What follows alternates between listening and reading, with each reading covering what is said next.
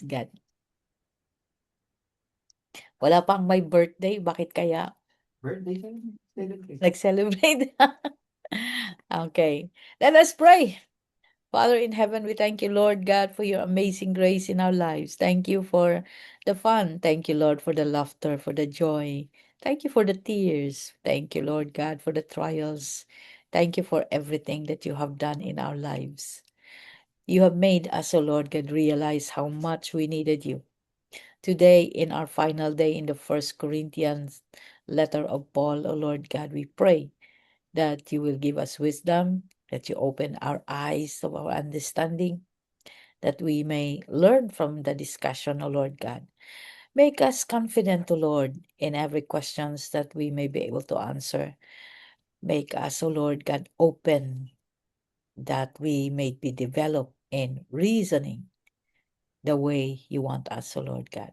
That when we share the gospel, Lord God, we will be ready to speak the gospel outside this class.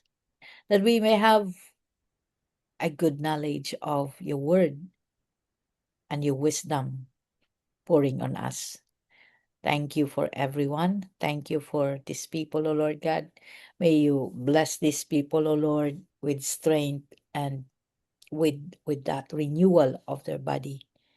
Thank you, Lord God. I know that the temperature here in the Philippines is really not easy, but then, O Lord God, you have brought us again in this place that we can study, we can discuss, O Lord God, the final discussion on this First Corinthians. Thank you for the Holy Spirit. We bless you. We honor you. We give you thanks in Jesus Christ's name. Amen. Amen. Hallelujah. Praise God. Magandang umaga po sa lahat. At purihin ang Panginoon. Dito po hindi mo maunawaan. Dito sa Quezon City may thunder pero mainit. May ulan pero mainit. Ang ganda. Ayan, praise God. At purihin ang Panginoon sa ating lahat na nandito kayo, na tayo po'y mag-final discussion. Huwag po kayo mahiya. I really want you to feel confident sa inyong sarili, that you can answer the questions. And kasi dito tayo nagpa-practice magsagot ng mga tanong. Para pagka nasa labas na po tayo at tinatanong po tayo, hindi po tayo nahihiya na sumagot kasi alam po natin, 'di ba? Practice po dito. Ayan. Thank you, Lord. At pwede pala tayong mag-practice. Yes. Hallelujah. At nakahanda na po ba kayo? Siyempre, handang-handa na kayo. Salamat sa inyong paghahanda. Madali lang ito. Sandali ko lang, hindi ko pinahirapan. As always, hindi naman ako gano'n, 'di ba? Hindi naman ako nagpapahirap. Hindi nga ba? Ayan, thank you Lord. At nasaan na yung aking question? Ay, hallelujah. Lahat po ng tanong ko matatagpuan po ninyo ang sagot sa inyong notes at sa inyong understanding. Maganda po na mag-umpisa na po tayo para makarami po tayo. 5 tanong lang po, 5 tanong, and I want you to be really confident in answering, 'no? Nasaan na 'yon? I want you to be really confident, huwag kayong mahiya, ha? Maganda po yung, tayo ay, kampante sa isa't isa sapagkat nagtuturuan po tayo, and I'm teaching you, and that you also need to learn. Para paglabas nito sabihin mo, "Uy, itong estudyante ni Pastora Tess magaling 'tong magsagot." 'No? Thank you Lord, hallelujah. Praise God. Okay, unang tanong, tan-tararan, ayan. Why did the Holy Spirit dispense the gift of tongue? What was His purpose? Bakit ba nagbigay ang Holy Spirit ng gift of tongue? Saan niya ito unang binigay? Saan ang unang evidence na binigay niya sa tao? Ang gift of tongue. Wala sa Corinthians, siyempre. Nasa? Alam ko po, Pastora, sa ano siya sa Acts, sa mga apostles. Ngayon, nasa Acts chapter 2. Ngayon, kailangan po, sigurado tayo, nasa Book of Acts. Hanapin ka agad sa Book of Acts. Kasi, Hindi po ako makapagbasa, pastora. Kaka-opera lang po ng mata ko. Nakikinig lang ako. ganun. O sige, Nanay Raquel, wag ka muna sumagot kasi hindi mo pala mabubuksan ng mata mo. Wag ha, di ka pwede magbasa. O sige, yung ano muna, yung iba muna. Si Nanay Raquel, magko-coach na lang siya pagka alam niya yung sagot. Oh, ganito, ganun, pero hindi kasi niya masagot. O sige, Nanay Raquel, salamat na. Pahinga muna, pahinga. Kinig muna. Nakita ko si Doña Flora nag-raise ng kamay kanina, binawi. Binawi.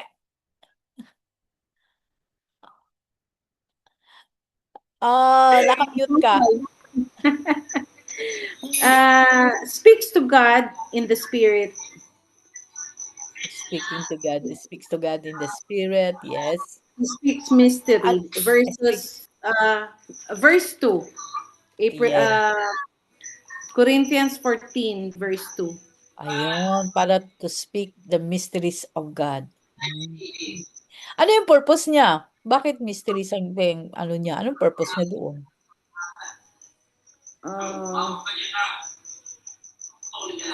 Kasi dalawa yung question natin. Una, why? Then pangalawa, what? Praying in the spirit to inner, you connected to God all the time. You get connected. The purpose is to get connected. Sa speaking in tongues. Pwede naman, pero that is not the main. That is not the main. Balik ka sa ano? Acts 2. Okay. Kasi doon na ng discussion, yun yung ano na ni Paul doon yung point of reference niya sa Book of Acts. So, dahil na-discuss na natin na sa TSM din ng paulit-ulit, yung Acts 2. Ano nga ba ang purpose niya?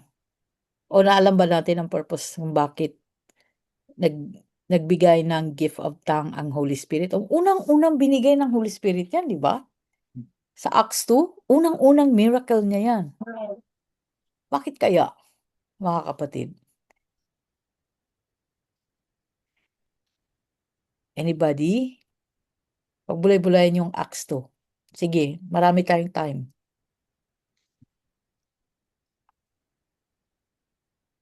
Bakit kaya unang binigay ng Holy Spirit na gift ay tongues?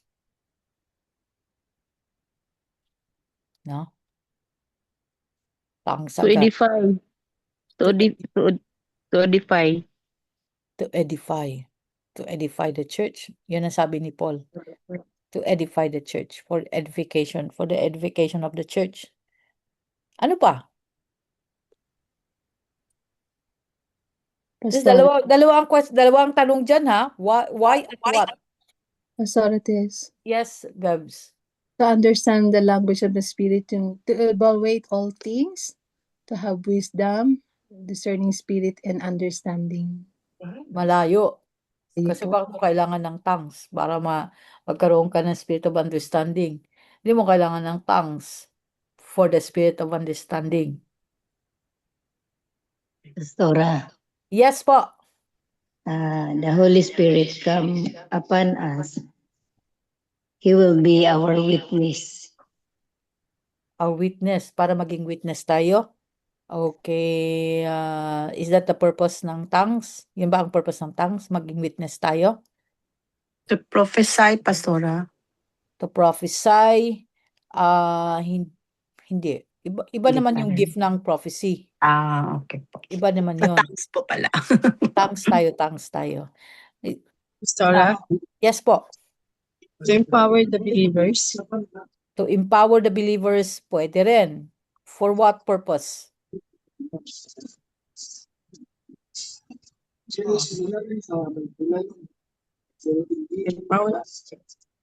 Tingnan nito ha.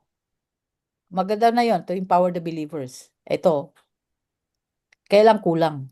Ito. Kasi pag tinanong, bakit ang Holy Spirit ang unang gift na binaba? Tongues. Okay. Tingnan nyo sa Acts 2. Basahin nyo mula sa verse 1 hanggang verse 13.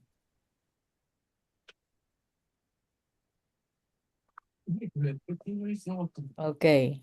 So, gusto kong pagbulay-bulayin nyo dyan. No? Pagbulay-bulayan nyo, anong ginawa ng Holy Spirit?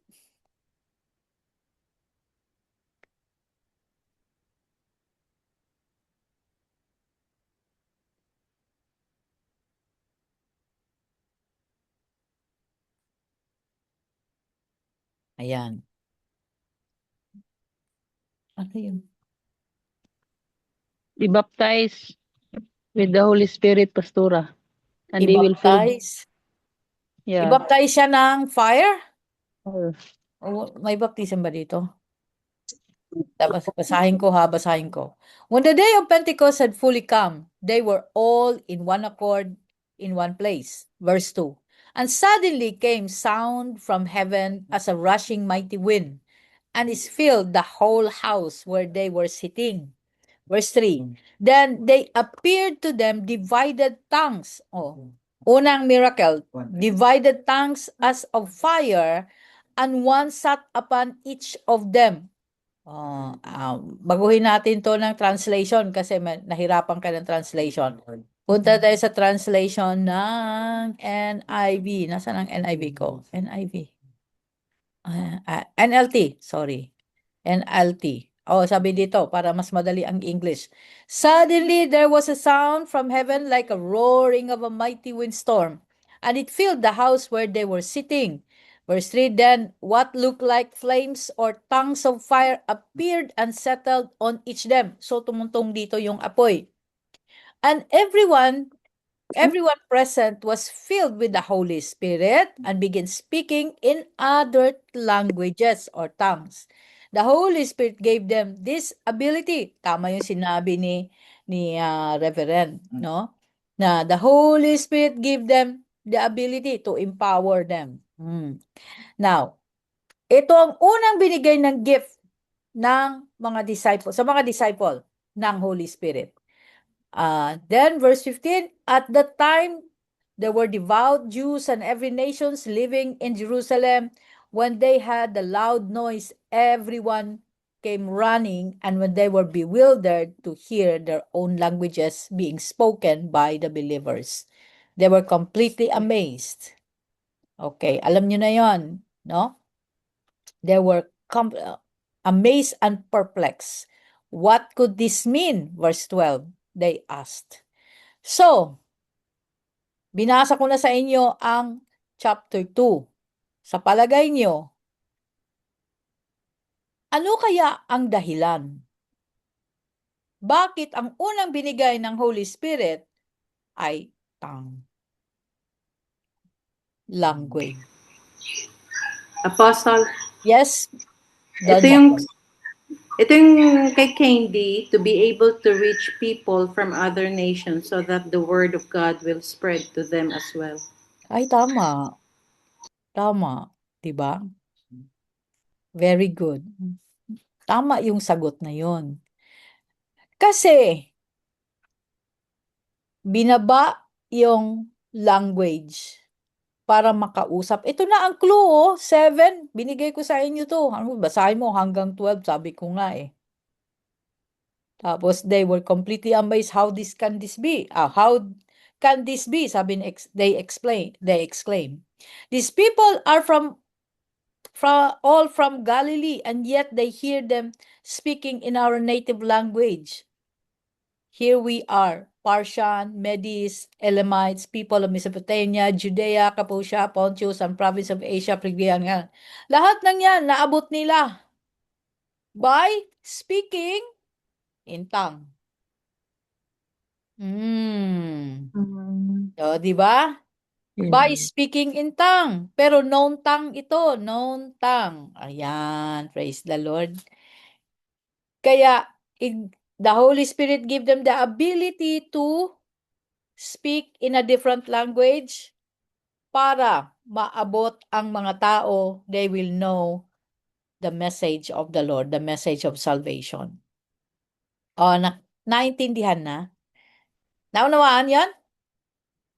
Okay, pakiulit lang. Can somebody, sumagot na si Candy. Pero after that, after ng aking explanation, can somebody give their answer based on my explanation?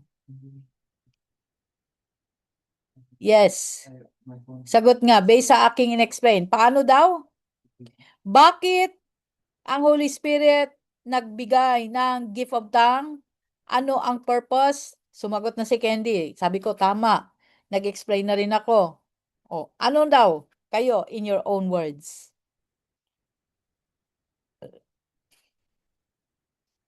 Nandun na yung sagot. Gusto ko lang ng in your own words. In your own words. Ano na? Ano na? Yes po. Kasi po, para po ma-explain po nila in other language po sa iba't ibang tao po yung salita ng Panginoon. Yes. Para masabi, ma-explain sa iba-ibang language. Tama din yun. No? Ma-explain sa iba-ibang language. Okay. So, binigay ng Holy Spirit ang tongue or ability to speak other languages para masabi nila ang gospel. Okay. What was the purpose? Anong purpose? Ano ang purpose? Pag binigyan ka ng gift, may purpose lagi. To share the gospel, Apostle. To share the gospel. Ano pa? Ano pa ang purpose? Maliban sa share the gospel, mag-share ka lang ng gospel. Share the word of God. Ano ba ginagawa natin? Para po tanggapin po nila Para tanggapin nila. ang salita. Para magkaroon ng salvation po. Para magkaroon ng salvation. Okay. Ano bang ginagawa natin? Ako, anong ginagawa ko sa inyo? Nagtuturo. Nagtuturo. Anong tinuturo ko? Word of God. Ay, Word of God lang. Pastor, ano po, kasi di ba po, when you're able to speak in the same language, it's much more relatable sa tao na nag-share ka po ng testimony mo of, kumbaga, your own experience of what God did and who Jesus is based on how you have encountered Jesus sa sarili niyo pong buhay. Pwede rin. Pwede rin. Na testimony. Yes. Other than that, yung ginagawa ko, anong ginagawa ko? Other than nagtuturo ako ng Word of God, what else? Yun lang ba yun? Tinuturo ko ang Word of God? Ano sa tingin niyo? Para ipaunawa po kung ano po yung salita. Hindi pala. Ganito pala pagkasabi niyan. Ang purpose niyan is to explain the mysteries of the Word of God. To explain the mysteries. Okay? Kasi kahit na magtuturo ako, kung walang revelation, wala rin. Di ba? Galing kayo sa iba-ibang churches, walang revelation. So, ano mangyayari? Walang mangyayari. Correct? Walang lalim. Hindi tayo naglumalim. Amen. Hallelujah. So, yun ang purpose nun. To spread the gospel and to explain the mysteries of the Word of God. Yun. Alam nyo na ha. I pray na alam nyo na. Kaya nagtagal tayo. Okay. Pangalawa. Why is the people zealous? Pag sinabi mong zealous, napaka-eager. Sobrang init to have spiritual gifts. What is Paul's advice regarding this and why? Yung mga gustong-gusto na magkaroon ng spiritual gifts. Ano sabi ni Paul? Para saan ba ang gifts na yan? Nasa notebook niyo to. Nasa notebook sa chapter 14.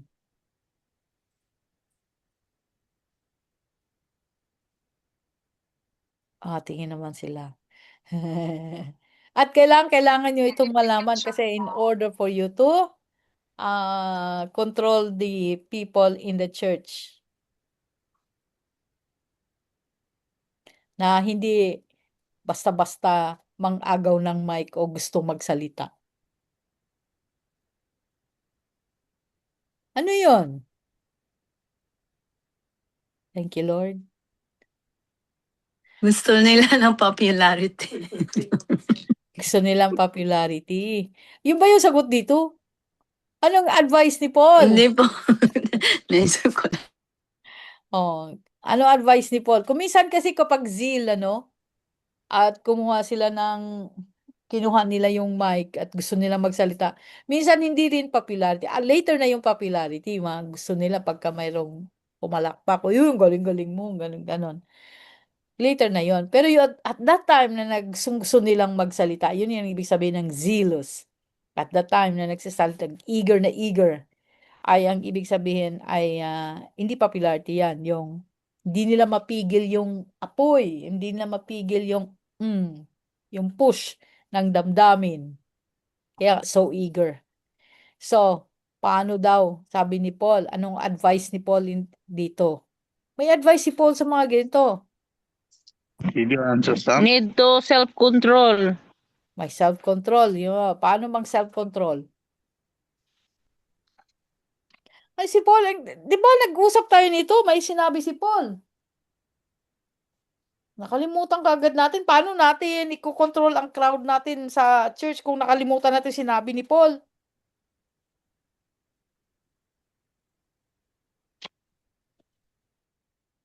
Aray ko, sumakit ang ulo. God is a God of order. One will speak in tongues and one will get the revelation. That's good. Okay, what else? Ano pa sabi ni Paul?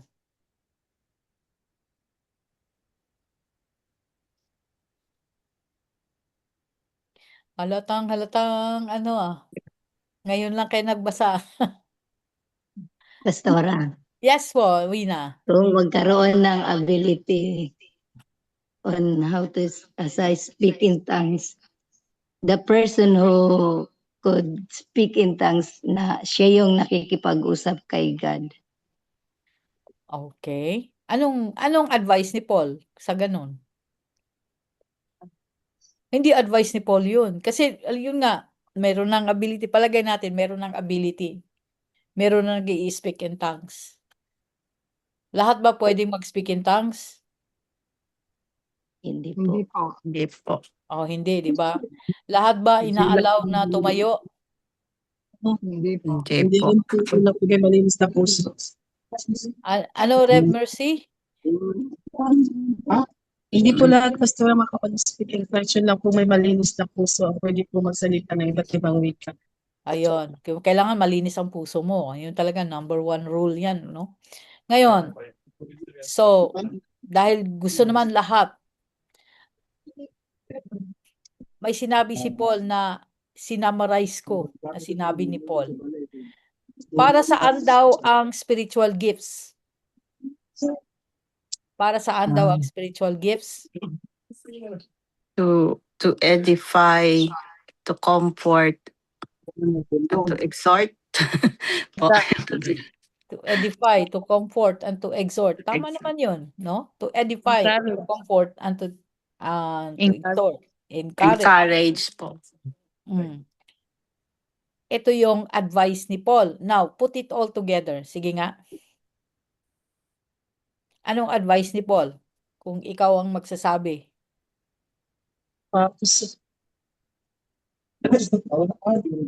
Speaking French is prophecy, pastora. Hindi. Nandun na yun eh. To edify, to comfort, to encourage, to exhort. So, put it all together. Anong advice ni Paul? To have a self-control and to speak one at a time po. Rules yan. Rules niya po. Advice. Ang advice. Advice. Ang advice niya, paano ba natin gagawin ito sa church? Ano ba, para saan? Kaya nandiyan ang mga spiritual gifts na ito, nakikita na, may mga spiritual gifts na. So, para saan daw yun? Paano ba ito gamitin? To Paano ba give gamitin? direction. To give direction. Parang para tayong naglalaro ng yung dart. No, parang nagla-dart tayo. We're trying to hit the bullseye pero nagta-trial and error tayo sa mga sagot natin. Ayan. Nandun ka na. That spiritual gifts is for edification. Yeah.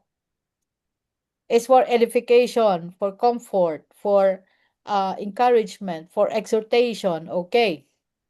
So, alam mo na, ito ang dapat gagawin.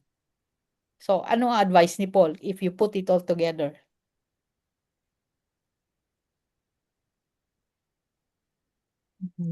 In your own words na lang, para maunawaan mo ang sinasabi mo. In your own words. Aw. Mahirap pa yung tanong ko. O sige, ako na lang sasagot. Parang na-perceive ko, hindi niyo masagot. So, ang advice ni Paul, no? Is the spiritual gifts is specifically used para to help the church. Di ba? To encourage the church. Nandun na yung sagot ko eh. Sinabi ko na nga eh. Hindi ito pan-sarili. Hindi ito pang popularity. It is for that church. To edify the church. And comfort the church. Encourage the church. To exhort the church. Para doon yun. Kaya hindi ito dapat pinagmamalaki na meron ako nito. Di ano ngayon kung meron ka niyan? O, di ba? Sabihin mo, ako rin, meron din ako. Ba, may Holy Spirit ako. Kala mo, iba yung Holy Spirit ko? Ganyan.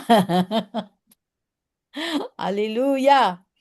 Okay. So, yun ang advice ni Paul, di ba? Mga kapatid. Ay, hindi niya alam. Thank you, Lord. Amen.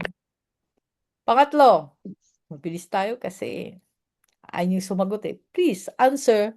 Answer. Huwag kang magduda sa tanong. Basta answer lang. Kung ako unbeliever, and I asked you, did Jesus speak in tongues? Explain your answer.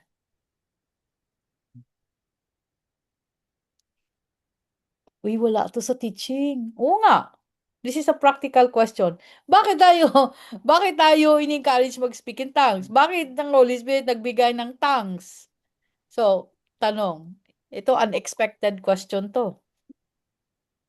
Sabihin sa'yo ng unbeliever. Si Jesus ba nag-speak in tongues? Yes. Yes po, Pastora. Okay. Kailan? Kailan? Ano po, Pastora? Ha? Healing and deliverance, Pastorates. Healing? Hindi. Tongues tayo. Tongues. Hindi healing. Ano ba ang tongues? Ability to speak in the Spirit. Any language po. A different language. Dalawang klaseng tongues. Unknown Yes, po. and known. Okay. Yes po. Si Jesus ba, nakakausap ng mga tao in many languages? No po, isa lang. Isa lang language niya. Pag nandito sa mundo. Okay. Okay. Si Jesus ba, nag-speak din siya ng unknown language? Amen, because He is God. Meron po. Hindi ko lang matandaan kung anong Meron siya yung meron siyang sinabi. Oh, sabi ni, Known tongues po yun, pero hindi ko matandaan saang chapter, saang book. siguro nang nag naghi-healing, parang may gano'n po siyang opo. Ano sabi niya? Parang Hebrew word ba yun? Oh, Opo. sabi Nag-speaking in niya, tongues po siya, be pastora, nung nasa open, sabi cross. niya. Epita, ano ba yun? Ayun, opo. Sa Oh, Mark nag-speak ba siya yun? ng, Matthew? O Mark or Matthew? di ba, di nag-speak siya ng tongues? Opo. Di ba? Nakakatawa naman 'tong mga taong 'to. Hindi natin napapansin, di ba? Be open, sabi niya gano'n.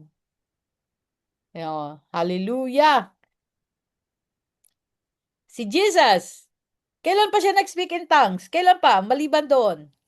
Nung nasa cross po siya, pastora. Yon. Eli, Eli, lama sabachthani. Di ba? Yes po. Yun po. Oh, di nag-tongues siya. Oy, grabe kayo. Mga practical. Oh, thank you, Lord. Kailan pa siya nag-tongues? Kailan pa? Unknown tongues. Pero, syempre, hindi unknown yun. Pastora, Oh, nung nagpagaling po siya, yung talita kumi, ganun po ba? Talita. Talita Komi, be open. A little girl, wake up. Ayun yun, a little girl, wake up. Yung anak ni Jairus, di ba? Talita Kumi, little girl, wake up. Yan. Hallelujah. So, nagtang siya. Yung kay Father na pag-uusap nila sa John 17, kailangan niyang i-English. Kailangan niyang in-known tongues para maunawaan natin. Pero sa pagpanalangin niya kay Father na sila lang dalawa, I am very sure nag-speak siya sa kanyang native language in heaven. No? Yung mga recorded lang kasi syempre para maunawaan ng tao ang kanyang sinasabi. Pero kung sila lang dalawa, I am sure nag-uusap sila in their native language. Unknown sa atin. Heavenly language. Di ba? Tingnan mo, nagtatangs pala si Lord. Kaya ang unang gift ng Holy Spirit sa tao ay tongues. To speak to the Father. O bakit? O hindi pa natin nasagot yung bakit. Explain your answer bakit.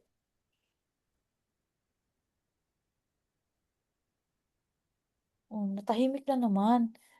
Ano sa palagay nyo? Ouch. Sa palagay nyo?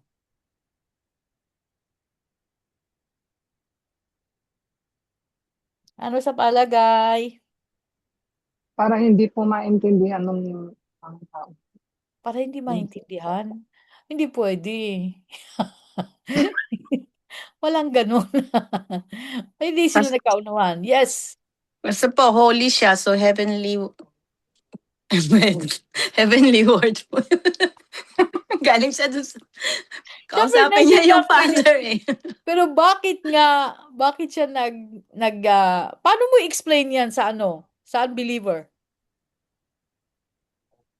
I'm giving you a chance to explain. Oh, ako, unbeliever. Sige. I am new. How will you explain it to me?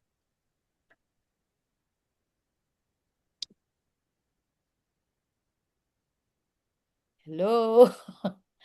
Paano mo i-explain sa akin? Sige na, try. To demonstrate po ni Jesus na siya is powerful. So, yun? na limitless yung kanyang kakayahan to speak in any language. Parang ganun po. Pagka ganyan ang sagot natin, alam na niya yon, God siya eh. So, sabi niyo po sa unbeliever. ang unbeliever, kahit na unbeliever siya, alam niyang God siya. Okay Tama? po. Alam niyang God, pero yung detail, hindi niya alam. So, magtatanong ang unbeliever, nag-speak in tongues ba si Jesus? Sabihin mo, oo. Okay.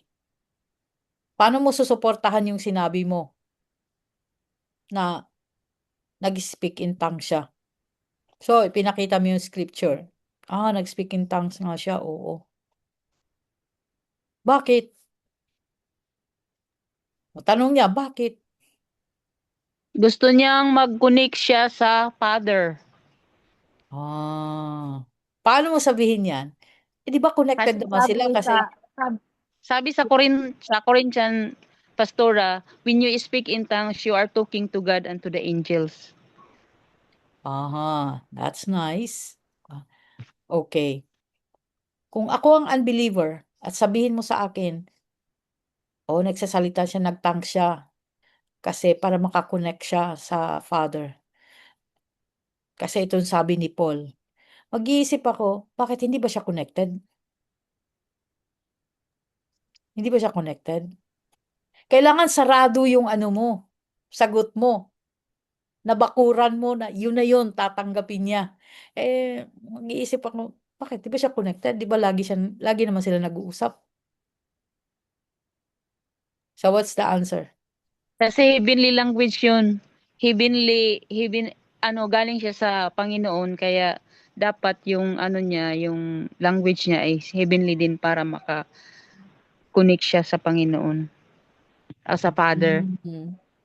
Heavenly language para makakonect sa Father. Bakit? Ano ba si Father?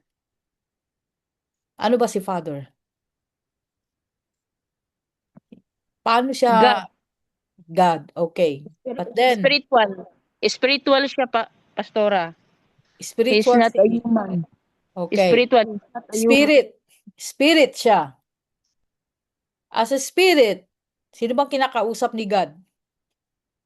Jesus. Si Jesus. God is spirit. Can the body speak to the Father? No. The Spirit Only will speak to the Spirit Father. to spirit. Spirit to spirit. Kaya language ng spirit. Kasi spirit to spirit, di ba? Ito yung i-explain mo. Kasi si Father, spirit. And ang makipag-usap lang kay Father is also spirit. And the spirit has its own language. Pagka sinabi mong ganon, maunawaan niya. Nga pala. Tayo kung saan tayo pumunta tayo ng McDonald's, punta din Mang Inasal, no? Kung saan tayo nalito, nahilo na yung unbeliever sa atin. Hindi natin, hindi natin alam paano nga ba. The Father is Spirit.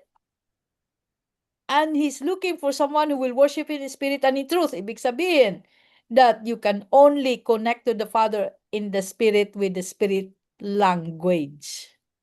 Kaya si Holy Spirit is giving us, teaching us, and giving us prayers. Kasi we don't know how to speak to the Father. Naunawaan. Kaya si Jesus, pag siya lang mag-isa, ang kausap niya, native language ang gamit niya. Spiritual language. Spirit to spirit. Ay. So, kung spirit to spirit, so si Jesus is spiritual. Paano siya makipag-usap sa tao? Kasi spirit to spirit. Paano? I still am unbeliever. So, na-explain mo na, okay. So, si Father, spirit siya. So, kailangan, lingwahe ng spirit. So, paano yung tao? Paano nakipag-usap si Jesus sa spirit? At paano siya nakipag-usap sa tao? Paano nangyari yon? Pastora, sa spirit is unknown tongue, and sa tao is known tongue. Pwede rin. Pero paano mo i-explain? Paano? Okay, may language siya. Gumagamit siya ng lingwahe ng known or ng known tongue. Yun ba yun? Ang gagamitin natin? Si Jesus po kasi is fully human, fully God. Ayun. Kaya si Jesus meron siyang known at unknown tongue. Heavenly language at earthly language. Because He's fully God, He's fully human.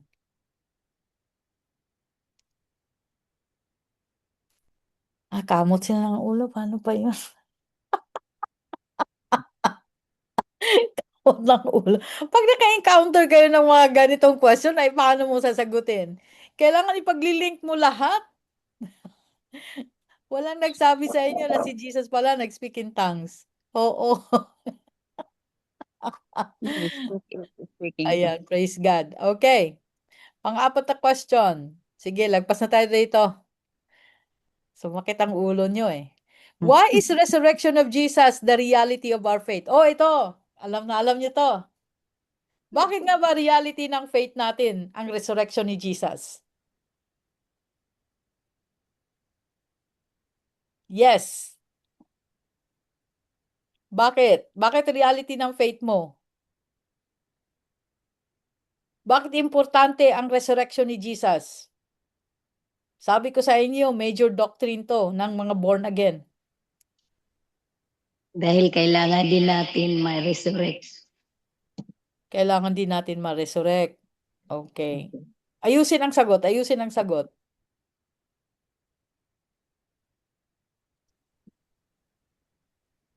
Sige, buuin yung sagot. Resurrection is real, so we will to resurrect also. Oh. Ayusin ang sagot in English lang. Kulang. Yes, nandun na. Pero yung kulang. Sino makapagbuo ng sagot? Tingnan baka may sumagot dito. Ikaw, may sumagot yata dito eh. Si Felicita Liman, sabi niya to be able to share the word of God. Ay, no, kanina pa itong tanong. Nag-speak in tongues po si Lord Jesus para sa mas madaling maunawaan ng Father ang kanyang nararamdaman. Galing sa puso. Okay. Spiritual siya, kaya spirit din si God. Kailangan spiritual language para may evidence. Ano ito? A resurrection. Para may evidence. Alam mo yung mga sagot nyo, hindi ba unawaan ng isang unbeliever yung sagot nyo kasi, kailangan na mag-resurrect para mag-resurrect din tayo. Kailangan ba yung mag-resurrect tayo? Di ba dapat pag patay ka na, patay ka na? Paano kung sagutin ka rin ng ganon? Hindi, kailangan natin mag-resurrect. Bakit natin kailangan mag-resurrect? Kaya kailangan To ang have sagot mo eternal kompleto. life. Yes? To have eternal life. To have eternal life. To have ebidensya. To have eternal life. Para mag-resurrect din tayo. Pwede ba haba-habaan nyo yung sagot nyo? Consider me. Consider me as unbeliever. Okay. Okay, consider me as unbeliever. Paano mo i-explain yon? Isa sa major doctrine ng born again is the resurrection of Jesus Christ. So, paano mo sasabihin yan? Bakit? Ang tanong dyan. This is the reality of the faith of the born again. Bakit? Ang tanong ng isang di mananampalataya. Bakit? Bakit nga ba? Bakit major doctrine natin to? Nandun na yung mga sagot, no? Gusto, buuhin mo na lang para may ebidensya. Sabi ni Brother Neri. Sabi ni Doña Flora. Anong yung sagot mo? Para may eternal life. Para may eternal life. Diba, na, Para, mag-resurrect. Ano pa? Apostle. Buuhin nyo. Because there is Trinity. There is Trinity. Virgin birth. Hindi Jesus mga major is- doctrine yan. Major doctrine yan. Kasama dito sa resurrection. Pag ganito ang mga sagot natin, hindi tayo maunawaan ng isang unbeliever.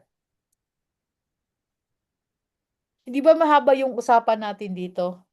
Paano mo i-explain na ito ay major doctrine ng ating pananampalataya dahil? Ano yung dahilan? Bakit siya major doctrine? Bakit reality siya ng pananampalataya mo?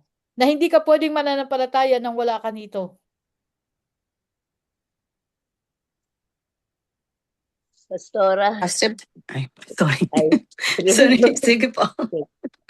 Hindi, tatry ko lang kasi ang yung ating reality ng faith natin, di po ba yan na sinasabi sa Bible na ang pinaka-foundation natin ay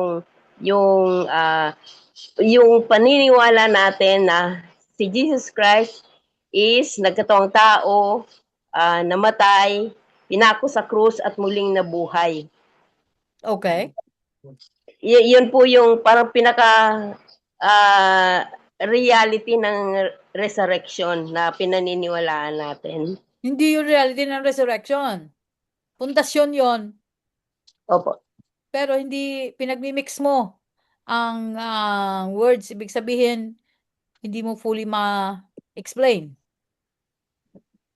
Okay, hindi po pwedeng i-mix natin. Pag ang mag-mix din ang message dun sa tao, magugulat siya.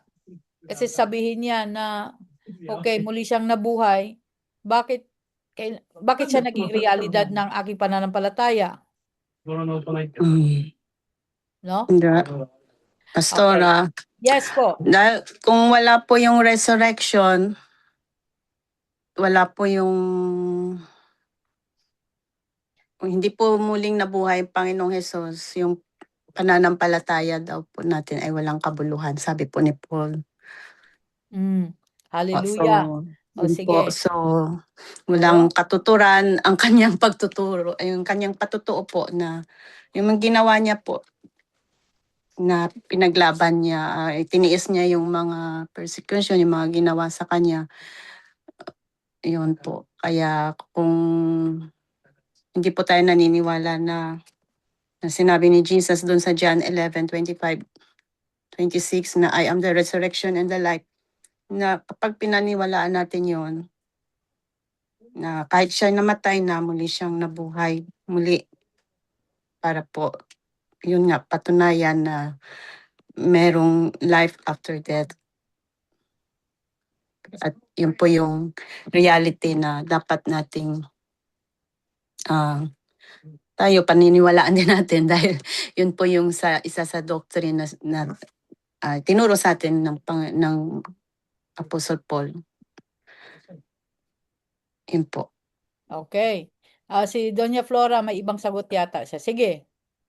Try again, Apostle. Sige. Kung hindi na-resurrect si Jesus, hindi din tayo ma-resurrect. Good. Okay. Yun lang yan.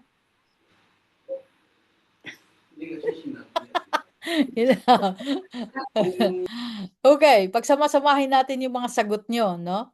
Pagsamasamahin natin yung mga sagot nyo. Siyempre, papaunawa mo sa kanila na lahat namamatay. Tama? Lahat namamatay. Kahit minsan lang, kahit si Jesus namamatay.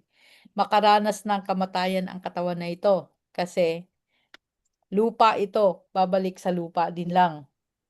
Okay. Ngayon, nung makilala natin ng Panginoong Hesus, hindi lang kamatayan ang danasin. Bubuhayin din niya. Kaya naging pundasyon kaya isa sa mga pundasyon ang resurrection of Christ, ang believing, ang paniniwala sa na i-resurrect tayo.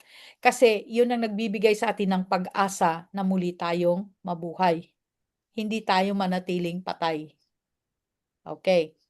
Ngayon, ito yung the hope ng salvation na sinasabi na hindi ka na mamamatay. May dalawang eternity na mangyayari sa iyo. Sabihin mo, pagkatapos ng buhay na ito dito sa lupa, may dalawang eternity. Kasi mamamatay itong katawan na ito. May eternity, eternal death, at eternal life. Sasabihin mo ganon, dalawang eternity. Papaliwanag mo. Ngayon, sa resurrection ni Christ, kung tayo ay manampalataya sa Kanya, hindi tayo mamatay ng dalawang beses. Isa dito sa lupa, dahil mamatay ang katawan na ito. Pangalawa, after judgment, kung eternal death ang mapuntahan natin dahil hindi tayo naniniwala kay Kristo, eternally patay ka. Pero pwedeng mamatay ang lupang katawan, una, pero naniniwala ka sa Panginoong Hesukristo na muli kang buhayin, bubuhayin ka niya muli. Pati ang iyong katawan, bubuhayin muli, no? At magkaroon ka ng eternal life. Kasi kung hindi tayo maniniwala na merong resurrection, na si Kristo ay hindi muling nabuhay, then lahat tayo patay. Hindi na tayo kailangang manampalataya dahil wala namang kabuluhan yon, walang nabuhay. Yun ang sagot doon. Ni-explain ko paulit-ulit. Aray ko. Ay, ay, ay. Hallelujah. Praise God. Kasi wag kayong mag-explain ng pa-isa-isang words. Hindi na maunawaan yon. No, hindi na maunawaan. Kailangan i-explain mo yung proseso. Okay, maunawaan nila yon na mamamatay tayong lahat. Lahat mamamatay. Sabi, kahit si Jesus namatay ng minsan eh. Pero kung nag-resurrect si Jesus, ang ibig sabihin, mayroon tayong pag-asa na muli tayong mabuhay. Ang katawan na ito muling mabuhay at makasama niya sa buhay na walang hanggan. Kasi may tinatawag na kamatayang walang hanggan. Kailan ma-explain mo yung ganun? Para magkaroon siya, ganun pala yun. So, kung hindi ako maniniwala sa resurrection ni Christ, so, baliwala ang pananampalataya ko. Kasi patay pa rin ako.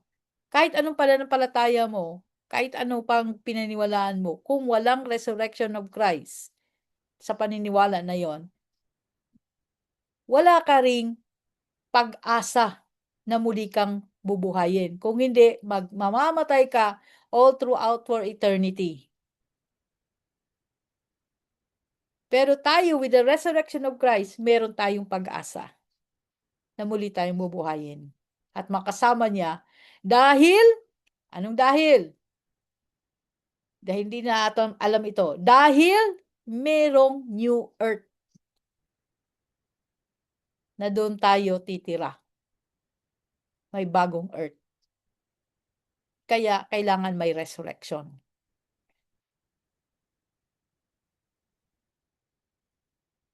Kaya kulang pa ang pagpupukpok ng Word of God, no? Pag sumagot ka, kailangan sarado lahat, pati pintuan, pati bintana, pati likuran, sarado. Para maunawaan niya na, okay, totoo, ito pala yon. Okay. Thank you, Lord. Hallelujah. Huwag po tayong magbigay ng sagot na sobrang layo naman ang mga sagot natin. Lalong malilito ang mga tao. Ito sabi ni Brother Nery, gusto ko rin to. Dahil po darating ang araw, tayo ay mabubuhay muli. Sa ating katawan ay magiging created new man. Tama. Tama yan. Hallelujah. Pero kung ang sagot mo ay affirmation ng forgiveness of sin, and guarantee of your salvation, nga sila dyan. Ano ibig sabihin yan? Hindi mo na alam paano mo i-explain yan. No? Hindi po pwede. Wag sobrang big words. Pag sumagot ka pag nakipag-usap ka sa tao, wag masyadong malaking words, masyadong mahirap maintindihan na words. Bumaba ka sa language nila na maunawaan nila. Ganun dapat makipag-usap para maunawaan. Naunawaan na ito, number 4? Amen po. Amen po. Amen. Ay, grabe. Sige, pakiulit ka ng sinabi ko. Pakiulit. Sino gustong umulit sa sinabi ko? Anong naunawaan mo sa sinabi ko? Sa sagot sa number 4. Anybody?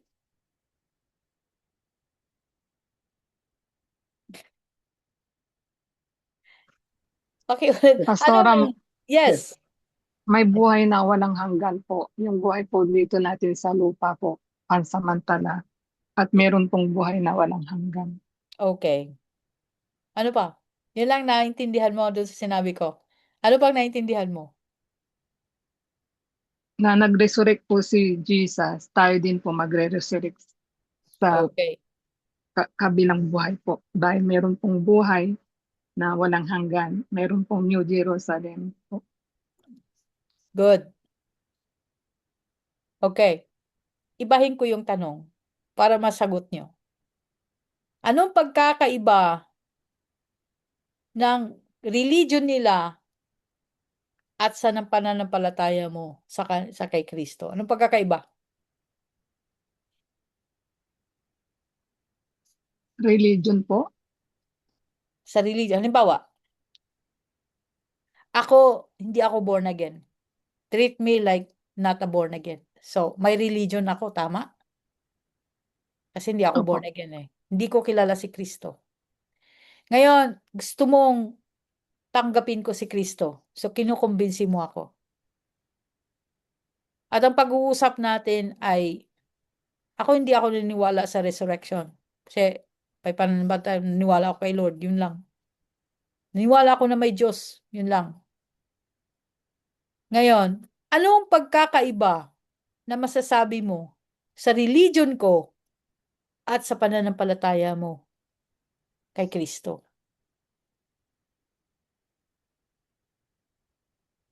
Yung religion po kasi nila, hindi sila naniniwala na kay Jesus, na hindi sila naniniwala na may new life, ay eternal life. Ako po, naniniwala po ako na may eternal life. Okay. Naniniwala ka na may eternal life. Again, pag sinabi Ako po. natin na sa religion mo, hindi ka naniniwala kay Christ. Sa pananampalataya ko, naniniwala ako na may eternal life. Magkaiba yun eh, si Christ kasi eternal life. Okay. Ang ibig mo sabihin, you mean something pero hindi mo ma-explain. Ayusin mo yung wordings. Kasi hindi ko nga maunawan. Sabihin ko sa'yo, naniniwala naman ako na may Diyos. Naniniwala din ako na may kabilang buhay. Pagkatapos ng buhay na ito, kailangan nga ang sagot mo, eksakto. Pastora po, Mm. ano po Pwede yung po. relationship po? Religion Papunta cannot be saved po. Ha? Religion po. cannot be saved, Pastora. Religion cannot save you. Okay. Pwede po. Teka, sandali lang ha. Religion cannot save you. Lalo tayong lumabo. Yun Sabi ko nga, pong- huwag kang mag-introduce ng word na hindi maunawaan nila. No? Pwede Kasi, po. yes, Sister Melda. Yun po kasi yung religion at saka relasyon magkaiba po.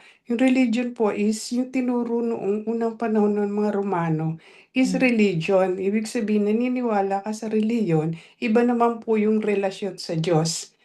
Kasi sabi nga po sa kapag tinanggap mo ang Panginoon bilang Panginoon mo, ibig sabihin, Panginoon mo na sinusunod mo, tagapagligtas ng buhay mo, na meron kang susunod na buhay na naghihintay sa'yo, meron kang pag-asa. Yun yung tinatawag na faith. So yun po. So ibig sabihin nila, talagang ang relihiyon lang is yung tinuro ng mga Jewish people, yung mga Romano noon, na may relihiyon. Kayo lang po yung culture noon, yung tradition noon. Iba po yung relasyon sa Panginoon. Sabi nga po, ako ang daan, katotohanan at ang buhay, walang makaparoroon sa Ama. Kundi nagkaroon ka ng relasyon, binigyan ka ng karapatan bilang naging anak ng Diyos. Naging anak ng Diyos. John 3:16, for God so loved the world, He gave His only begotten Son. And whosoever believeth in Him should not perish, but have eternal life. Medyo malapit po. Kulang ka. Hindi, malayo kasi ganito. Kung ang kausap mo ay Katoliko, sasabihin nila sa'yo, naniniwala din ako kay Jesus. Naniniwala din ako sa Holy Spirit. Naniniwala ako sa Naniniwala ka. Father. Oh, because they believe. Because they believe that there is. Yes, sabihin mo sa kanila, pero religion yan. Ritual ang ginagawa nyo. Wala kayong relationship. Pagka ganun na ang sagot mo, na wala kang relationship, problema niyan, hindi na makikinig. Magalit. Magagalit. Kasi walang relationship, personal na yon. So you don't introduce relationship. Kasi magagalit sila. Kasi anong ibig mong sabihin? Diba? So, matutunan natin dito. Dito, resurrection. Naniniwala din sila sa resurrection. Tama? Opo. Naniniwala sila, ang Katoliko, sa resurrection. So, how do you make it na ang resurrection ay reality ng faith mo? Kasi hindi reality ng faith nila ang resurrection. Bagamat naniniwala sila sa resurrection. Kaya nga, meron silang ano yun? Yung ano ba? Reincarnation po. Hindi, ano yung sineselebrate nila na pinapalo-palo sila? Ano yun? Nakalimutan. Santo. Mahal na araw Ba yun? Mahal na araw. Panatan. Oo, tapos meron din silang salubong. Kasi resurrection yon, death and resurrection of Christ, sineselebrate nila. Pero hindi reality ng faith nila ang resurrection. Bakit ko nasabi hindi reality ang faith nila ang resurrection? Kasi tinitirikan nilang kandila Wala yung patay. talaga. Diba? Tinitirikan nilang kandila ang patay, dinadalasan na nila yung patay. Napatay na. Ngayon, yun ang sinasabi ko. Anong pagkakaiba ng iyong pananampalataya doon sa religion ng tao? Huwag mo i-introduce ang sabihin na kasi relationship to. Magagalit sila niyan. Na may personal ka. No? Na may personal ka. Ganun pa rin ang sagot natin dito. Inikot ko lang ang tanong. Pero ganun pa rin. May hope. Na realidad natin ang resurrection. Na meron tayong pag-asa na muling mabuhay. Pati ang katawan. Hindi naniniwala ang Katoliko na ang katawan mabuhay muli. Hindi sila naniniwala dyan. Nang pinaniniwalaan nila, patatawarin yung mga patay nila sa kanilang pananalangin. Pero hindi yung forgiveness now here. At pagbalik ni Jesus, bubuhayin yung katawan mo. Hindi. Tayo ang naniniwala doon. Kaya realidad natin to. Na kailangan si Kristo mabuhay muli. Kasi kung hindi, baliwala ang ating pananampalataya dahil patay pa rin tayo. Hindi pa rin tayo pinatawad ng Lord. Okay. Okay. Pag sinabing religion, wag hindi yun. It cannot save you. Magagalit ang mga tao dyan. Kasi naniniwala sila dyan na it can save them. So, kailangan ayusin natin ating mga sagot. Thank you, Lord. Praise God. Ang pagkakaiba po ay tayo ay may pag-asa. Ayun! Ang galing naman. Yun ang sagot. Tayo ay may pag-asa. Yeah po. Pag-asa. Muling By mabuhay. faith. Yes. Yun. Hallelujah. Praise God. Last question. Siguro naman, tatama na kayo dito. What does Paul mean? What does Paul mean in his solemn farewell? Sorry, kulang ito. Ano ang ibig sabihin? What does Paul mean in his solemn farewell in chapter 16 verse 19? Anong ibig sabihin? Ayusin ko nga to. Sorry. Ayusin ko lang. Continue to share. Anong ibig sabihin? Na si Paul ay anong ibig sabihin niya doon sa pagpamamaalam niya sa chapter 16 verse 19? 16. 16, 19.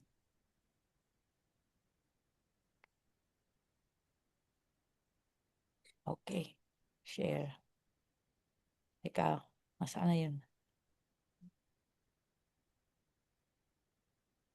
Greetings, Soto. 16 verse 19.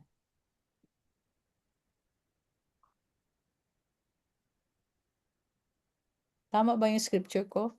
1 Corinthians. Greetings, so. 22, Apostle. If anyone does not love the Lord, the person is cursed. 16, 1 Corinthians 16. Last Yes. natin to, no? 1 19. Corinthians 16, 20, 19, then 22, nagsabi siya, if anyone does not love the Lord, that person is cursed. Oh, 19 lang. Bakit 19. 19? Teka. Hindi yata ako. Greetings, to. Final 9. Teka, sandali. Baka mali ako. Greetings, so. Teka. Hindi po greetings. 1 Corinthians. Teka ha. Ay. Teka. Ito. 13, sorry. 19, hindi 19. 13, verse 13.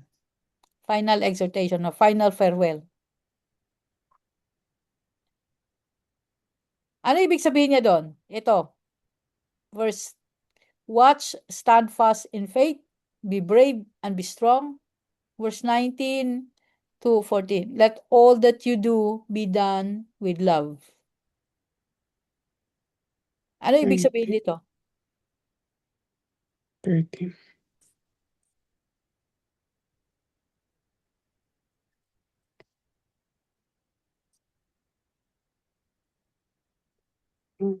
Tama ba?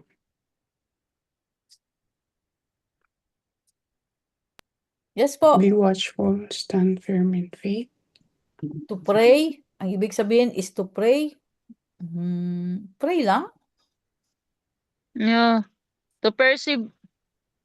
In To guard persevere. To ano? Teka.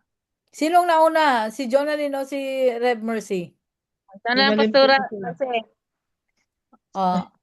Kasi, Sino daw? Ikaw muna daw, Jonalyn. okay. Ang ibig sabihin ng be brave and then stand firm is kailangan na mag-endure, mag-persevere kahit mayroong mga trials and testing, and then Wait. anything we do it for love with God. Okay. Sa translation mo, be brave and be strong lang? Apat ito. Watch, stand fast in faith, be brave, be strong. Apat. Ang ibig sabihin ng watch po is we need to always pray because 24/7 the enemy is really on war. He's not happy that the ministry will succeed. And then stand fast in faith, no matter what, stand still in the faith of God. And then be brave, even the situation is there, but still persevere. And then let all you do with love. Because without love, ministry is nothing. Okay. Thank you. Si Rev Mercy, ano sagot mo, Rev Mercy? Prayer. Yun lang po, Pastora. Kasi yung note nyo lang po, yung sasabihin ko rin ito, yung una po yung watch and pray, maging matyaga sa pananalangin. Stand fast in the faith in God. Kung kailangan tayo po talaga Endurance. Pati Panginoon. Be brave, maging matapang to face the problem. Be strong po, and yun nga po. Para po yung Perseverance. para po sa akin yung is to protect your faith. No matter what po, no matter what po. Okay. Sino pang may sagot? Thank you, Rev Mercy. Thank you, Jonalyn. Sino pang may sagot? Si Jo, sabi niya, pray always, endure, be firm in faith, do everything with love. Oh, naman nakasulat naman yan. Sige, thank you din sa sagot. Ano pa? Sino pa may sagot? Mapagtiis, mapagtinti po. Laging manalangin. Laging manalangin. Okay, thank you. Huwag niyo kasi basahin lang. Anong ibig niyo sabihin? Ano ibig sabihin? In your own words, what do you understand? Pastora, Yes po. para po sa akin is, nilitahan ko yung aking pananampalataya and magpakatatag sa mga during hardship po and patuloy po na lumapit sa Panginoon. Magkaroon ka ng courage from God rather than themselves. Yes. Okay, sino pa may sagot? In your own words. Maging Apo, mabunga po. Yes po, sino yon? Sino yon? ako po. Yes, yes. Be watchful to yourself kasi kung hindi mo i-guard din yung sarili mo, so magiging mahina ang yung pananampalataya. So kailangan be watchful, have to be strong in your faith. Kailangan tingnan mo rin ang sarili mo. Ano ba yung sarili mo? Kung ang strong ba yung faith mo? Tapos may love ka ba sa puso mo? So you have to be guard on yourself also. Hindi lang sa others, pero you have to guard yourself first of all. Na meron kang kahit anumang mga trials na dumating sa ministry, na meron kang yung prayer mo on guard ka, then yung love mo, kahit anong may mga pasaway, kailangan nandun pa rin yung love mo. Amen. Okay. Not on yourself, also others. Yes. Good. Meron pa? Yung iba naman, paano nyo to naunawaan? Yung iba? Opo, Pastor. Yes, Jocelyn. Dito po ang kaunawa ko dito sa maging handa. Maging handa hindi lang po sa prayer, but we have to suotin po natin ang buong kasuotang pandigma, which is the full armor of God. Kasi ang kaaway po ay hindi po natin nakikita. We are not fighting against flesh and blood. At lagi po nating tandaan na yun po, we are not fighting against flesh and blood, kaya laging maging panalanginin at all times. Pray without ceasing. At maging matatag sa ating pananampalataya na kahit dumating ang anumang mga pagsubok, we have to endure. Kung dumating man yung mga persecutions, kailangan lagi tayong ang ating mga mata ay nakafix unto Jesus. At dito po, maging matapang tayo, magpakatibay. At magpakatibay yun po, we have to endure. And sabi po dito sa verse 14, at lahat ng ginagawa ninyo, gawin ninyo ng may pagmamahal. So lahat po ng ginagawa natin, importante po that we have love. Kasi hindi po tayo makakatagal kung wala pong pagmamahal. Just like po sa Bible study ko ngayon everyday. Kung wala pong love, hindi po ako makakatagal.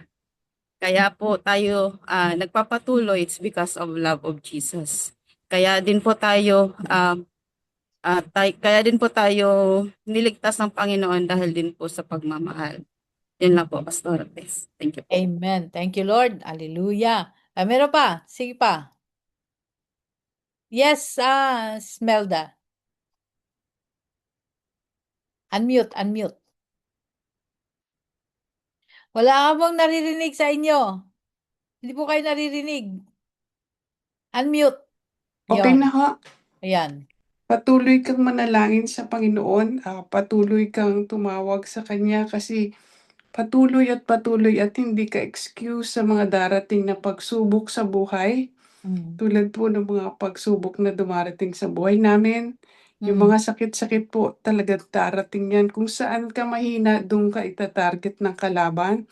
Patuloy kang matatag sa Kanya.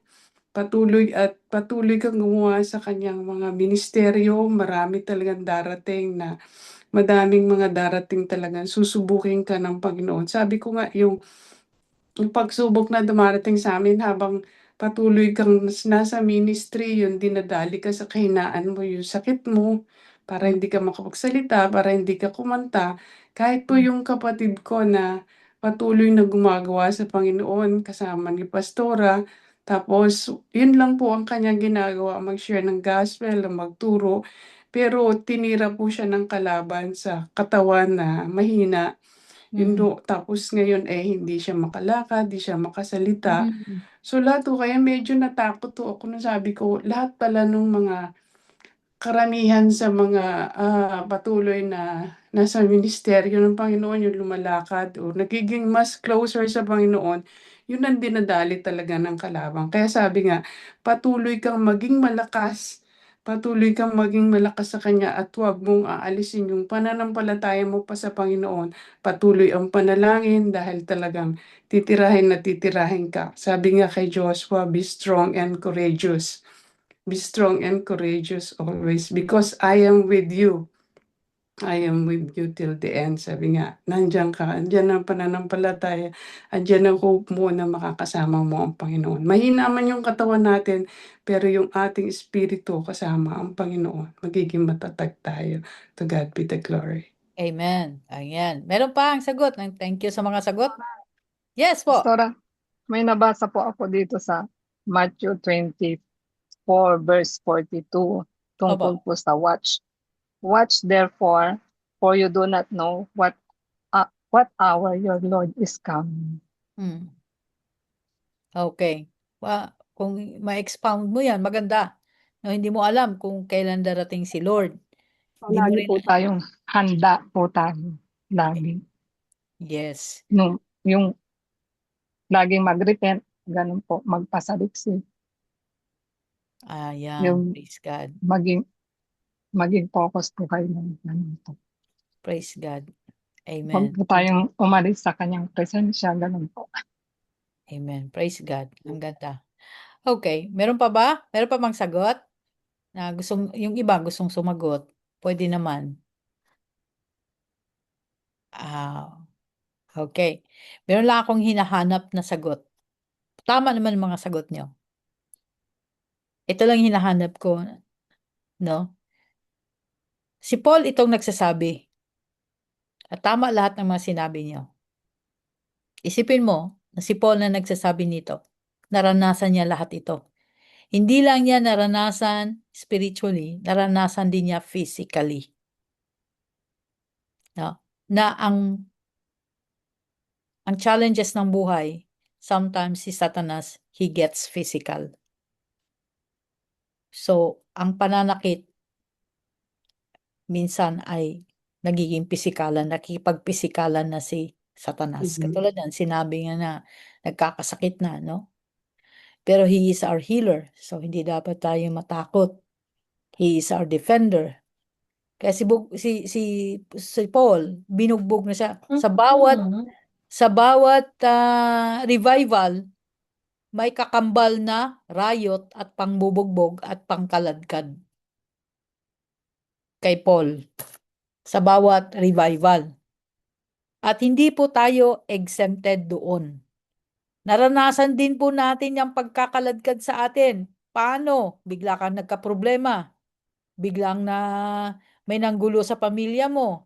Biglang magulo ang kapatid mo. Biglaan na lang.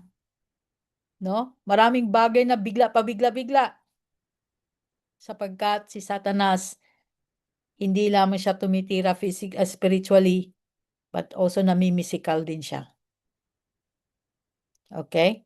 Hindi po natin masasabi kay Satanas, walang personalan. Kasi namimersonal talaga si Satanas. No? Kahit sabihin mo, walang personalan, trabaho lang to. Sabihin din niya sa'yo, trabaho ko din to steal, kill, and destroy. So, maunawaan natin yan. Kahit kung ikaw ay leader ka man o taga-upo ka lang sa church, mangyayari sa ito sa lahat ng believer. Mangyayari ito. Hindi nga lang natin alintana kasi akala natin normal lang. Normal lang na may mang-api sa'yo. Normal lang na saktan ka. Normal lang na isahan ka. I-take advantage ka. Normal lang sa isip mo. Pero hindi mo naisip, ginagawa na pala ito ni Satanas laban sa'yo. to stop you.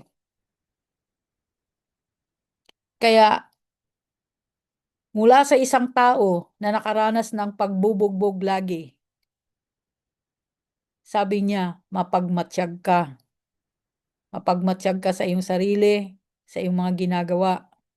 Baka kasi kung minsan sa paggawa natin sa ministeryo, malayo na pala tayo kay Lord, tayo na lang pala ang gumagawa. Hindi nakasama si Lord. Kaya karamihan na nasasaktan, hindi nakasama si Lord. Steadfast in faith, kahit anong mangyari, hindi ka lalayo sa pananampalataya mo. Maging matapang ka, hindi ka uurong sa laban. Maging malakas ka, hindi ka manghihina. Kasi pag ang isang Kristiyano, ang isang born again manghihina, tinatambangan ni Satanas. Kung kailan ka nang hina, doon ka tatambangan. Sisigurado ni Satanas na hindi ka na makakabangon. So, hindi tayo pwedeng manghina. Okay. Maganda ang sinabi niya. Kaya nga, lahat ng gagawin natin, do it in love. Huwag tayong ma-offend. Dahil offense is bitag ng kaaway. Huwag nating tanggapin ang offense. Protektahan natin ang ating puso sa offense. Amen? Ang ganda na sinabi ni Paul, ano? Kaya nga mga kapatid ang ganda-ganda ng mga kinikwento ni Paul dito para sa atin. Amen. Maraming salamat. At salamat din po sa inyong participation dito sa ating pag-uusap. Thank you, Lord. At ayan, ay mga sagot pa pala dito. Sabi ni Brother Neri, exercise the teaching of Christ every day. Amen. Glory to God. Napakaganda. Watch, pray always, be alert, stand firm, be strong, endure all things. Ito sa notes ko ito. Amen. Glory to God. Hallelujah. At si Beverly, maging alerto sa pang-spiritual sa pamumuhay, salita ng Panginoon, katotohanan, harapin ang may tapang, lakas ang pagsubok, umasa sa kapangyarihan ng Diyos, at sa pangako, huwag sumuko. Endure all things. Amen. Hallelujah. Kaya yan. Yes. Kaya po mga kapatid, tuloy po natin ang ating devotion. No? Ituloy po natin yan ang ating devotion sapagkat maganda po ang ating mararanasan sa ating devotion.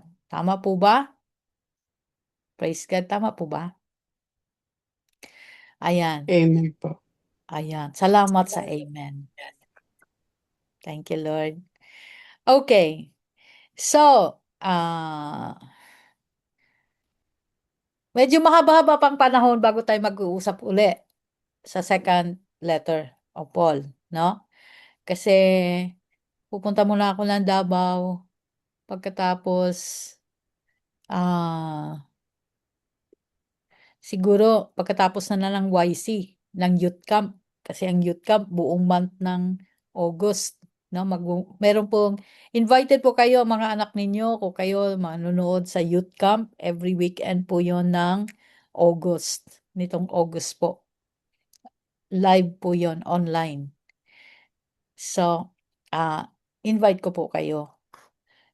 Kaya mga kapatid, dahil matagal pa tayong magkikitang muli. Ganun ba yun? Hindi naman ganun, kayo naman. Thank you, Lord. Ayan. Ay, gusto ko po na paano ba yun? Paano sasabihin sa inyo? Na magkita pa tayong muli. Okay? After August na lang po. Mga September, ang second letter sa Paul, pwede po ba? Available po ba kayo ng September? O masyadong malayo na? Masyado na bang malayo? Okay po. Okay. Mag-antay po kami. Okay. Okay. Thank you, Kailan Lord. po kayo, Pastor, available? Ayan. Amen. Nakita Amen. po kami sa inyo. Thank you. Mag-reply po ulit kami. Yes. Oo, marami kayong i-reply, no? Marami kayong i-reply. Medyo busy lang ng konti. So, sige, mga September. Okay, I would like us to bago tayo mag part ways, may mga messages pa kasi dito. Ayun, ay okay naman pala sila. Okay, thank you. Bago tayo mag part ways, gusto ko lang po na mag-share sa inyo ng song. Ang song natin, ay teka sandali lang po. Ano ba 'yon? Teka sandali lang. Hindi tama. Nasaan na? Ang gulo-gulo naman nito. Dali lang po ha. Para maalala nyo naman ako sa inyong pagbulay-bulay. Hihi. Thank you, Lord. Okay. Nakikita nyo ba? At nasa TSMD naman po kayo. Pero hindi nyo nakikita yung pinapakita ko? Ayun. Po. Nakikita po. Lilis puso. Meron po, di ko lang mabasa. Okay. Hindi nabasa ito. Windy Beauty. Ito po.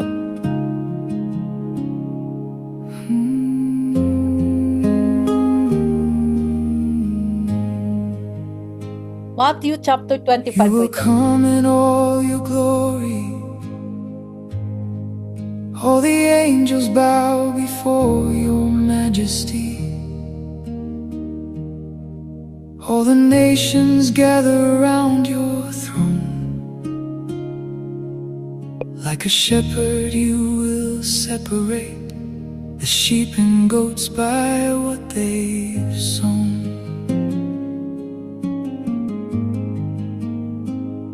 Then you'll say to those at your right, come blessed children of my Father, inherit the kingdom prepared for the overcomers. For when I was thirsty, you gave me drink. When I was hungry, you gave me bread. You welcomed me in and clothed my need. You cared for me when I was weak and came to visit me in chains.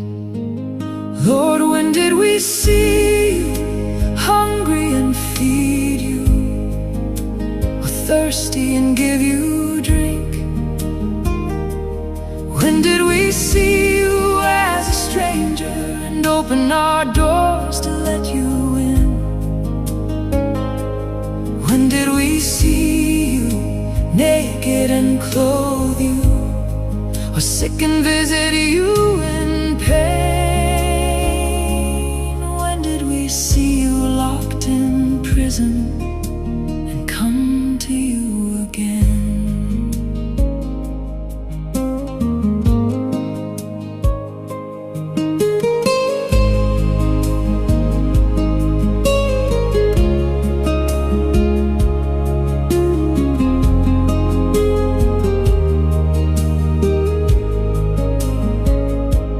Then you'll say to those at your left, depart from me, you cursed ones, into the fire prepared for the devil and his demons. For when I was hungry, you gave me nothing, and when I thirsted, no water came. I was a stranger, yet you refused me. I was naked, yet you turned away.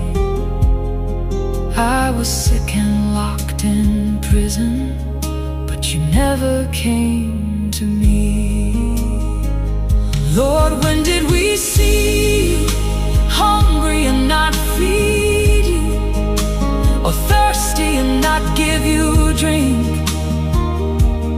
When did we see you as a stranger, not open our doors to let you in?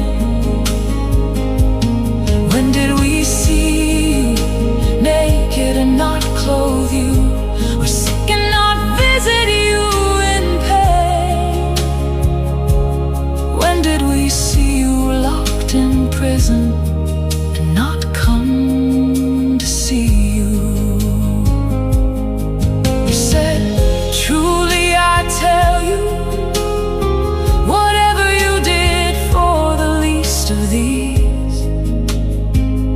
have done for me, and whatever love you withheld from them, you also withheld from me. Lord, let us see you in the broken, in the weary and the poor. Teach our hearts to love with mercy like never before.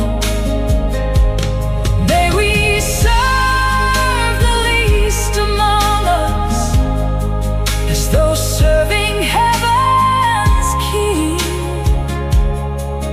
For whatever we do for others, we are doing unto thee.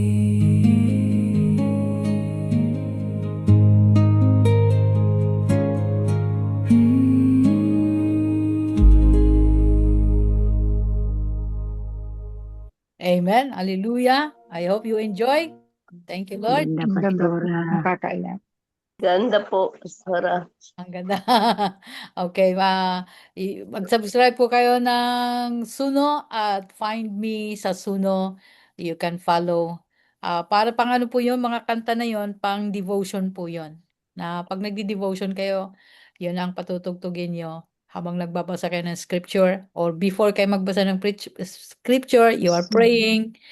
Doon po makikita nyo yung mga song. No? Ilalabas po natin yan sa June. Marami pong song sa June.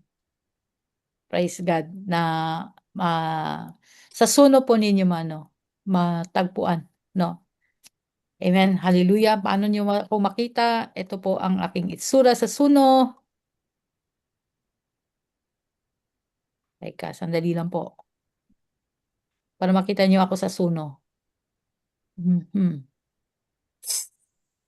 Ito po ang aking itsura sa Suno. Okay, ites underscore Kosol. Yan po ang aking itsura. Amen. Para po meron kayong song before you read or after you read or during the time that you are reading, you have a background music ng scripture. Okay po? Gusto niyo pa isa? Sige po. Uwi na. Baka gusto niyo na nga na umuwi. Gusto niyo ng isa pa. Isa lang.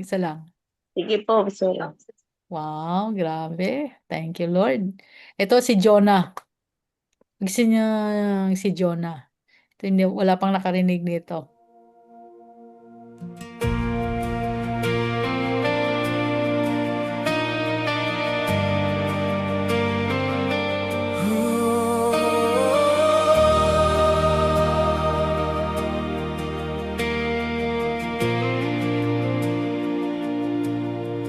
In my rebellion, you cast me into the deep. In an instant, the waters surrounded me. The currents churned above my head. All your breakers and waves swept over me. To the roots of the mountains I descended, into the earth below I was buried, lost in the darkness of the waters beneath. But you reached down and raised me from the pit.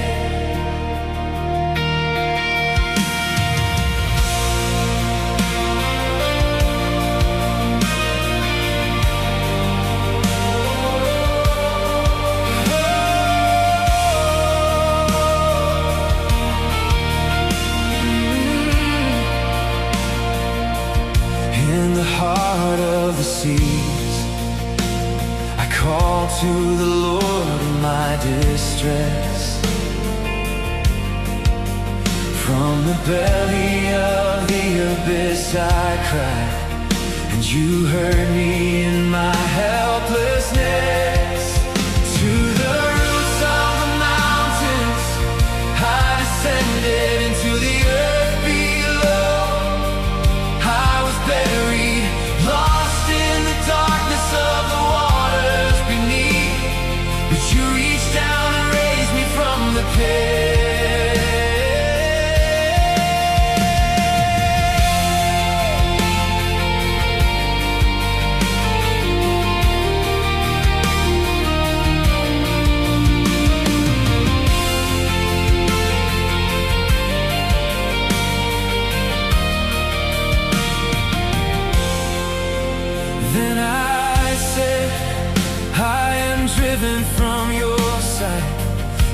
once again I'll look toward your holy temple.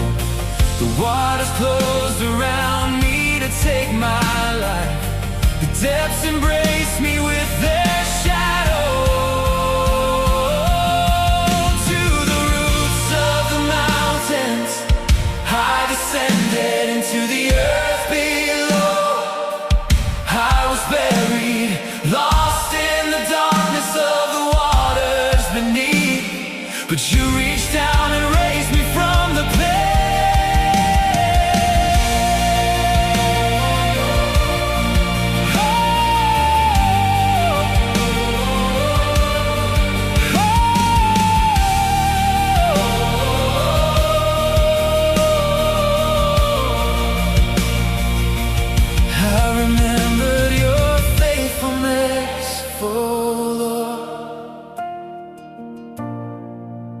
When my life was fading away,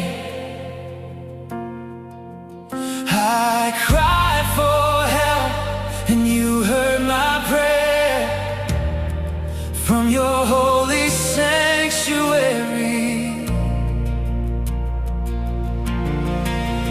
you commanded the fish to release me from the deep. By your steadfast love you delivered me. Now with thanksgiving I will lift my voice and fulfill the vows I made to you. Oh, to the roots of the mountains I descended into the earth below. I was buried, lost in the darkness of the waters beneath. But you reached down and raised me from the pit.